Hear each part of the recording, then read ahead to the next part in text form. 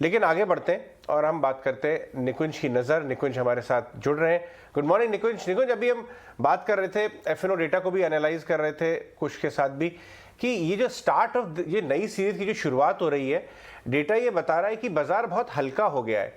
In fact हमारे बाकी analyst भी यही कह रहे थे कि 16,800 का जो बेस था, बेस ऊपर उठ के कल के ब्लोआउट के बाद 17,200 पे आ गया है, तो अपसाइड खुल रहा है। आप क्या लेवल्स को वॉच आउट कर रहे हैं? हाँ जी, गुड मॉर्निंग रुद्रा जी, कैसे हो? I am doing very good sir, thank you. Rahul, सब ठीक है? मंदी तेजी क्या लगती है आपको? Sir perfectly fine. तो अजय देखिए, मेरा मेरा मेरा हाँ बोलिए जी। को तो सर मैं थोड़ा लेट ही सोता हूँ, क्योंकि जब तक मैं यूएस मार्केट से नहीं देख लेता तब तक मेरे को सुकून नहीं मिलता। भैया देखो, कल यूएस मार्केट तो ऊपर बंद हुआ था, मगर प्री ओपन तो उसके बाद नीचे है, तो आपको फिर 3:30 बजे तक उठना पड़ेगा, बिकॉज प्री ओपन तो 3:30 बजे बंद होता है और एसजीएक्स फिर 6 बजे चालू हो जाता है, तो आपको 6 बजे उठना पड़ेगा। Right sir.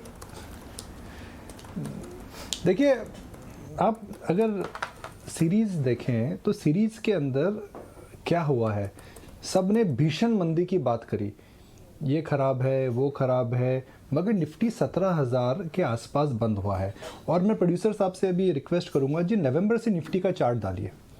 नवंबर से निफ्टी 17,000 की एक रेंज में घूम रहा है। नवंबर से 6 महीने का निफ्टी का चार्ट देखिए, 17,000 नवंबर में आंकड़ा था, 17,500-18,000 के आसपास वो दिसंबर में था, जनवरी के आसपास एक ऑल टाइम हाई बनाया, फिर नीचे आया, मगर निफ्टी पिछले 6 महीनों से एक ही लेवल पर एक छोटी सी रेंज में चल रहा है।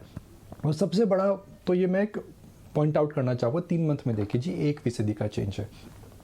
तो जो मैं पॉइंट आउट यही करना चाह रहा हूँ कि निफ्टी इस समय मुझे लगता है कि एक रेंज में सेटल्ड है और टाइम वाइज कंसोलिडेशन हो रहा है। और इस टाइम वाइज कंसोलिडेशन के अंदर हम देख रहे हैं सेक्टोरल रोटेशन जो हो रहा है काफ़ी ज़बरदस्त हो रहा है।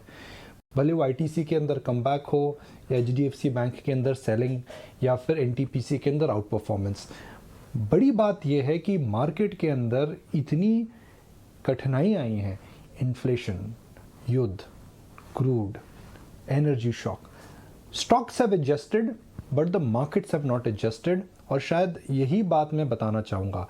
अब प्रश्न यह है अजय कि हम अब upper end of the range में आ चुके हैं, तो क्या in the month of May sell and go away इस बार अप्लाई होगा?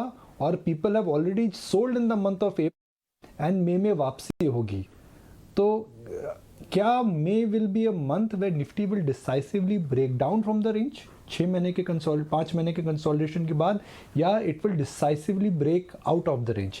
कुछ ना कुछ जरूर होगा, मेरा यह मानना है। मे के अंदर 6 महीने से साहब आप रेंज में हैं, अब मुझे लगता है रेंज को रीटेस्ट करने का, तोड़ने का समय आ चुका है। अब I you in sync with me Rahul? अब रेंज तोड़ने का समय आ चुका है, ऊपर और नीचे हम बाद में बात करेंगे। Yes definitely. और सर मेरा तो नजरिया है कि ब्रेकआउट ही हमें देखने को मिलेगा ऑन दी अपसाइड। बढ़िया बात। So Ajay, in the month of May sell and go away, पता नहीं इस बार अप्लाई हो नहीं हो। Alright, morning Nikunj. यानी अब दोनों साइड की मूव एंटिसिपेटेड, जिसमें से उम्मीद ज्यादा ऊपर की तरफ है। आप ये एंटिसिपेट यहाँ बाजार में कर सकते हैं ऑन द बेसिस ऑफ जिस तरह की पोजीशन यहाँ दिख रही है। एक भी और आपसे जानना चाहेंगे, ऐसे में बैंक्स कैसे परफॉर्म कर सकते हैं निकुंज? जैसे एक्सिस के रिजल्ट्स आए, एनआईज भले एक मिस रहे हो, लोन ग्रोथ भले ही 6% बढ़ी हो क्वार्टर ऑन क्वार्टर, आप कैसे इस रिजल्ट को एनालाइज कर रहे हैं? देखिए, एक्सिस बैंक मेरे हिसाब से वर्क इन प्रोग्रेस है, और मैं वर्क इन प्रोग्रेस इसको इसलिए बोलूँगा क्योंकि इसकी FY23 अर्निंग्स और FY24 अर्निंग्स के अंदर काफ़ी चेंजेस आएंगे। एक तो होता है कोर बिजनेस, जिसमें कॉर्पोरेट बिजनेस है और रिटेल बिजनेस है। वहाँ पर एक्सिस की बैलेंस शीट छोटी है, तो वो in line with industry grow करता रहेगा, एनपीएस की प्रॉब्लम सॉल्व है।